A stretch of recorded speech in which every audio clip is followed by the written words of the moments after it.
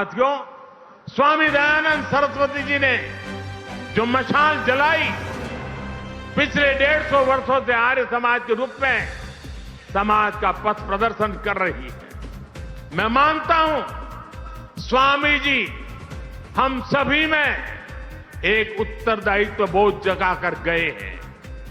ये उत्तरदायित्व है नए विचारों को आगे बढ़ाने का। ये उत्तरदायित्व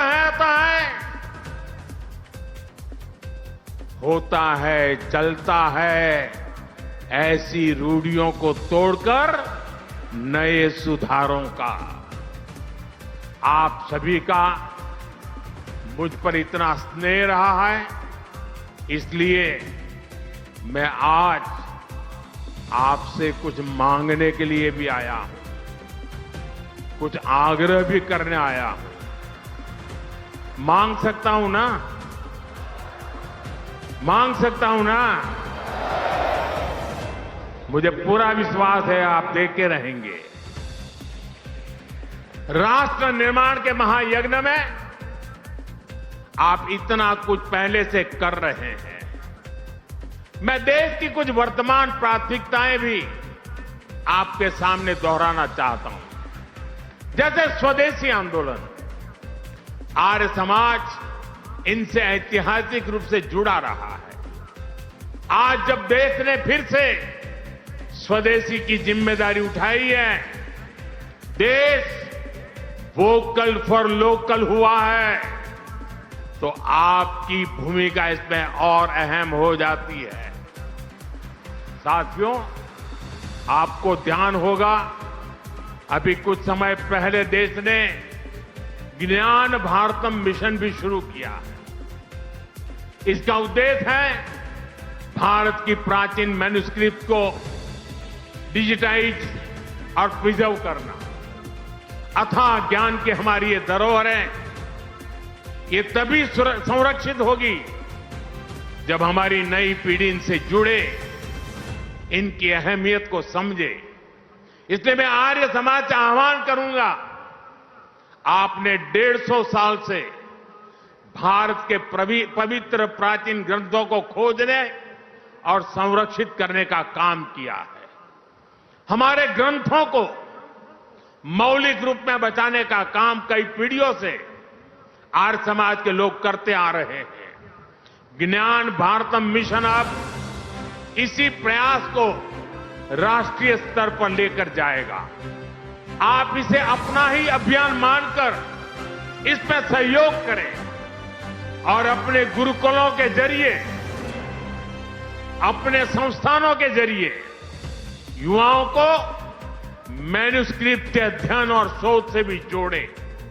साथियों, महर्षि दयानंद जी की 200वीं जयंती के अवसर पर मैंने यज्ञ में प्रयोग होने वाले अनाजों की चर्चा की थी। हम सब जानते हैं यज्ञ में श्री अन्न की कितनी अहमियत होती है। जो अनाज यज्ञ में इस्तेमाल होते हैं उन्हें विशेष रूप से पवित्र माना जाता है। इन अन्नों के साथ मोटे अनाज यानी श्री अन्न की भारतीय परंपरा को भी हमें आगे बढ़ाना है। यज्ञ में प्रयोग होने वाले अन्न की एक खूबी ये भी होती है कि उनकी पैदावार प्राकृतिक रूप से होनी चाहिए।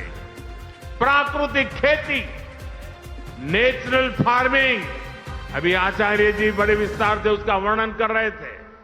ये नेचुरल फार्मिंग भारतीय अर्थव्यवस्था की बहुत बड़ी आधार हुआ करती थी। आज एक बार फिर दुनिया उसके महत्व को समझने लगी है।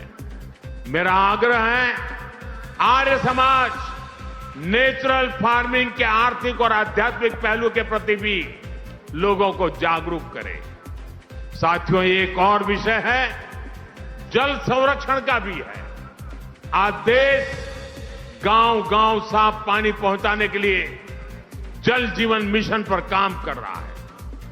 जल जीवन मिशन अपने आप में दुनिया का सबसे बड़ा अनूठा अभियान है, लेकिन हमें ध्यान रखना है पानी पहुंचाने के संसाधन तभी काम करेंगे जब आने वाली पीढ़ियों के लिए पर्याप्त पानी बचेगा।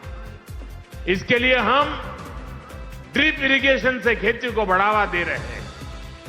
देश में 60,000 से ज्यादा अमृत सरोवर बनाने का भी काम हुआ है। हमें चाहिए सरकार के इन प्रयासों के साथ साथ समाज खुद भी आगे आए। हमारे यहां गांव-गांव तालाब, सरोवर, कुआं और वापी होते थे। बदलते हालातों में उनकी उपेक्षा होती गई और वो सूखते चले गए। हमें लोगों को अपने इन प्राकृतिक संसाधनों को बचाने के लिए निरंतर जागृत करना है। कैच द रेन जो सरकार का अभियान है, रिचार्जिंग वेल बनाने का जो अभियान है, वर्षा का पानी का उपयोग रिचार्जिंग के लिए करना, ये समय की मांग है। साथियों, बीते काफी समय से देश में एक पेड़ मां के नाम अभियान भी खूब सफल हुआ है। ये अभियान केवल कुछ दिनों या वर्षों का नहीं है, वृक्षारोपण सतत चलने वाला अभियान है। आर्य समाज के लोग इस अभियान से भी ज्यादा लोगों को जोड़ सकते हैं। साथियों, स्वामी दयानंद जी युग दृष्टा महापुरुष थे। वो जानते थे चाहे व्यक्ति निर्माण हो या समाज निर्माण, उसके नेतृत्व में नारी शक्ति की बहुत बड़ी भूमिका होती है। इसलिए उन्होंने महिलाओं को घर की चौखट तक सीमित समझने वाली सोच को ही चुनौती दी।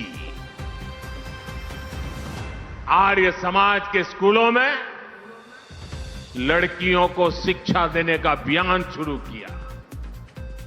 उस समय जालंधर में जो कन्या विद्यालय शुरू हुआ, वो देखते ही देखते कन्या महाविद्यालय बन गया।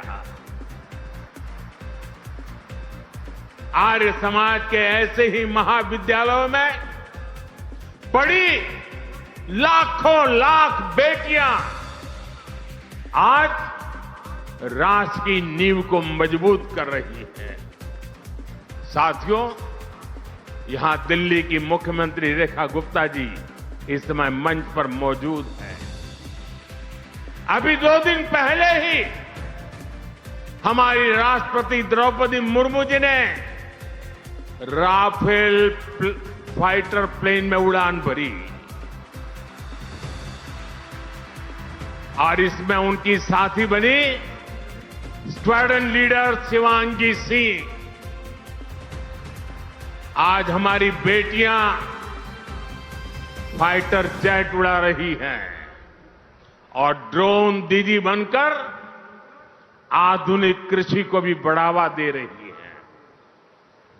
आज हम गर्व के साथ कह सकते हैं, भारत आज दुनिया के सबसे ज्यादा फीमेल स्टेम ग्रेजुएट्स वाला देश है। आज साइंस और टेक्नोलॉजी की फील्ड में भी महिलाएं लीडरशिप रोल में आ रही है। आज देश की टॉप वैज्ञानिक संस्थानों में विमेन साइंटिस्ट मंगलयान, चंद्रयान और गगनयान जैसे स्पेस मिशंस में अहम भूमिका निभा रही है। ये बदलाव बताता है कि देश आज सही मार्ग पर आगे बढ़ रहा है। देश स्वामी दयानंद जी के सपनों को पूरा कर रहा है।